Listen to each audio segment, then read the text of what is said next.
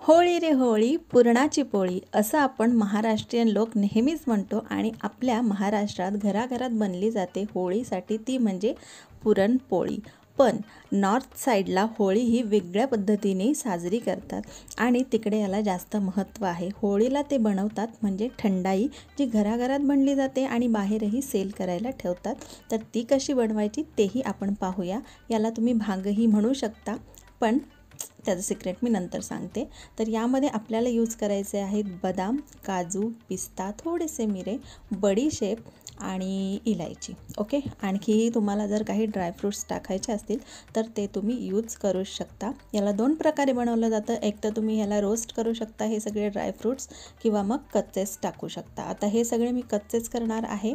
तर याला आपण आता मिक्सरमधून बारीक करून घेऊया. सगळे इन्ग्रेडियंट जेवढे मी तुम्हाला दाखवले पूर्ण असं बारीक पेस्ट नाही करायची, नाहीतर बदामाचं तेल सुटेल. त्याच्यामुळे मिक्सर पल्स करायचा, बंद चालू बंद चालू, आणि अशा प्रकारची याची फाईन पावडर करून घ्यायची आहे.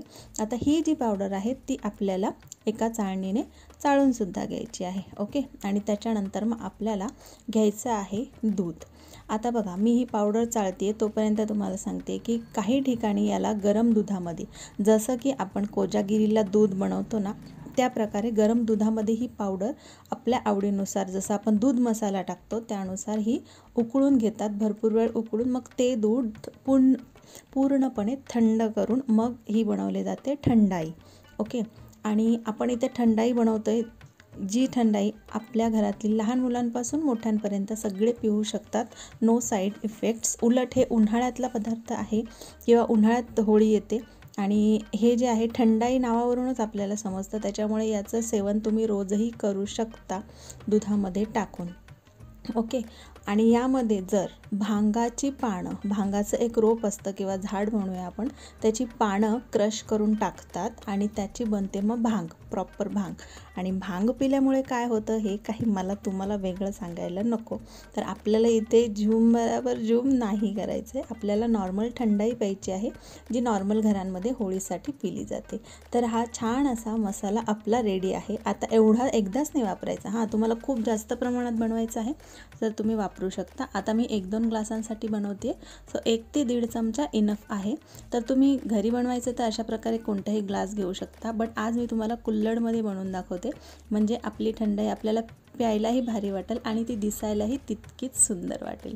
तर इथे आता काय करायचं आहे, आपण गरम केलेलं दूध असतं ते पूर्णपणे फ्रीजमध्ये थंडगार करून घ्यायचं आहे. साय वगैरे नाही टाकली तरी चालेल.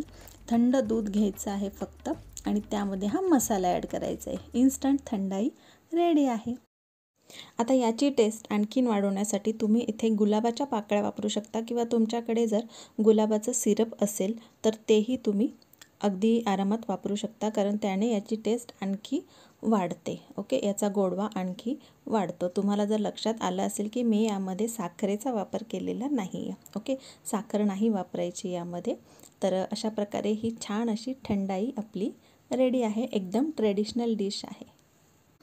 अर्थात मी आधीच सांगितलं आहे की तुम्हाला हवं तर तुम्ही छानपैकी याला उकळून घेऊ शकता आणि मग ते दूध फ्रीजमध्ये ठेवून गार करू शकता. 1 दिवस आधीसुद्धाही बनवून ठेवतात.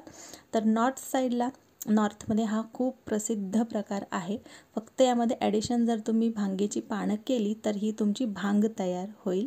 तर कशी वाटली ही इन्स्टंट रेसिपी, थंडाईची होळी स्पेशल रेसिपी मी तुम्हाला दिलेली आहे. नक्की घरी बनवा आणि त्याची टेस्ट कशी आहे ते मला नक्की सांगा. वरून गार्निशिंगला फक्त पिस्ता टाकलेला आहे. व्हिडिओ आवडल्यास नक्की लाईक करा. नवीन कोणी असाल तर सबस्क्राईब करा आणि चॅनलबरोबर असेच राहा. असेच छान छान व्हिडिओ मी तुमच्यासाठी बनवत राहील. आणि हॅपी होळी सर्वांना.